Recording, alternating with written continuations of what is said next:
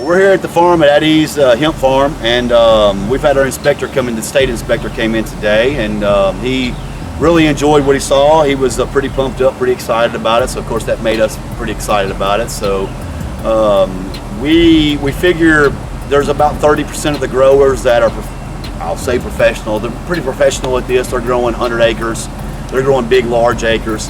There's another 80. The other percentage parts are like us. They're small. And out of those percentage parts, we're right there in the top tier of those percentage marks. So we're doing fairly well. We feel pretty good about what we're doing. We got a lot of green out there when everybody else is showing a lot of yellow and a lot of shine of mold. And we've had really, really healthy plants due to our fertilization program. And man, this has just been a learning experience. The PhD we're getting is phenomenal right now. The process of going through growing this plant is lost in 3 generations now. So we're just now relearning this plant. And it's just an amazing plant that hopefully will help a lot of people in the long run. Yeah, the one thing I learned the most is this is not a set it and forget it type of thing. It's labor intensive. You need to have a game plan. You need to know your soils. You got to figure out how you're going to feed it, how you're going to make things available, along with some horticultural practices, trimming them correctly, topping them, encouraging the growth. It has been a learning experience, no doubt about it. It's been taxing, it's been frustrating at times, but then when you got a guy come out today and tell you that you look just as good as anything he's seen, that validates all the hard work, no doubt. I've seen the pictures. I mean, we're not trying to hide anything. The last picture of the last bud that I put on was one of our weakest plants we had out here. That I tried to make sure that I don't always go to the same big plant that we have. We got 10 or 12 of them that are just beautiful and reaching out from everywhere. But that's not what we want to show. We want to show some bad spots. We probably pulled 7 to 10 blights. We call it southern blight. It's southern blight. It's some type of mold that gets on the plants and it kills them within just a couple of days. It's really a horrible sight. But since we went with no plastic and no teal, we've been able to curtail a lot of that mold issues that a lot of other people are having. So we thought right off the bat we were going to have to go to plastic just to control our labor costs, but we now see that the way we're doing it is the right way, and that's no teal. That's digging a hole in the ground, putting the clone in the ground. Extreme labor. We ended up saving and utilizing all of the nutrients that were already in our soil profile with our testing. And we were able to kind of best guess and forecast with the weather and temperatures when we were going to get our release, and we adjusted our inputs accordingly. And we did a little spoon feed rather than a bulk fertilization, and it's worked out pretty good with our Maze injector out of the IBC tank. And with that being said, if you aren't testing your soils, it doesn't matter what else you're doing. You got to know what you got, you got to know what you're putting in, and you have to know you're working together with nature. In a lot of ways, all you got to do is give it what it needs and get the hell out of the way in a lot of respects. But it is really intensive. You got to look at them every day. We walked the field yesterday, looked good. Walked out there today, we had to pull. They got hit with the blight. It can be that quick.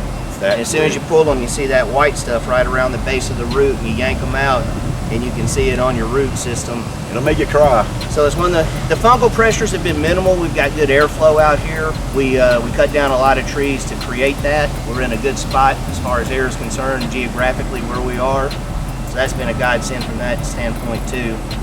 And we got a good, it's a fairly flat track. We're able to deliver our water specifically to the plant, and it's been a good run. So where do we go from here? That's kind of the next question. Everybody sees the big buds on Facebook and on Instagram, and so we're about 3 to 4 weeks in on our growth, on our budding cycle.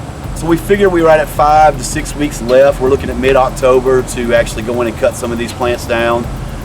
In the meantime, those plants will obviously, the buds will just swell bigger and bigger and bigger.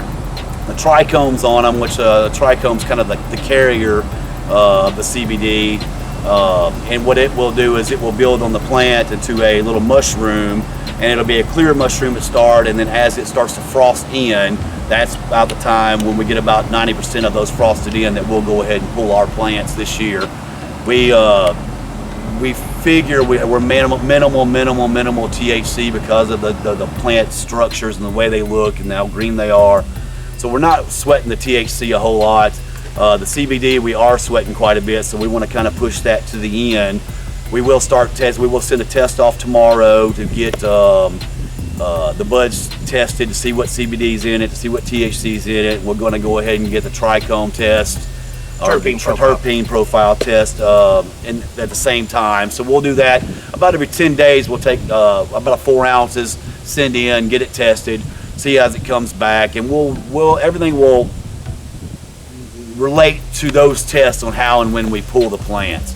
We're going to end up drying the plant ourselves. We've gone back and forth on this over and over and over again, but I think we're just gonna, we like the fact that we can control most of everything we do, so we're gonna go ahead and dry it. And we hope to have, the big colas are smokable. We hope to be somewhere in the 15 to 18% CBD with less than 0.3% THC. That makes it legal everywhere. The COA looks good on it. We keep the taste, we keep the smokability of it, and it's worth quite a bit of money. Anywhere from, I guess we can give numbers now, anywhere from maybe $200 a pound to $600 a pound for good smokable buds that look good, that taste good, have everything they need in it.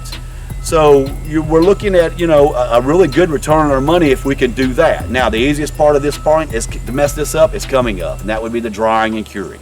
So the drying part, we're going to dry here, we're going to cure here, and we're going to try to make it smokable bud. Every bit of it smokable bud. We're not going to really push anything off to oil unless we absolutely have to.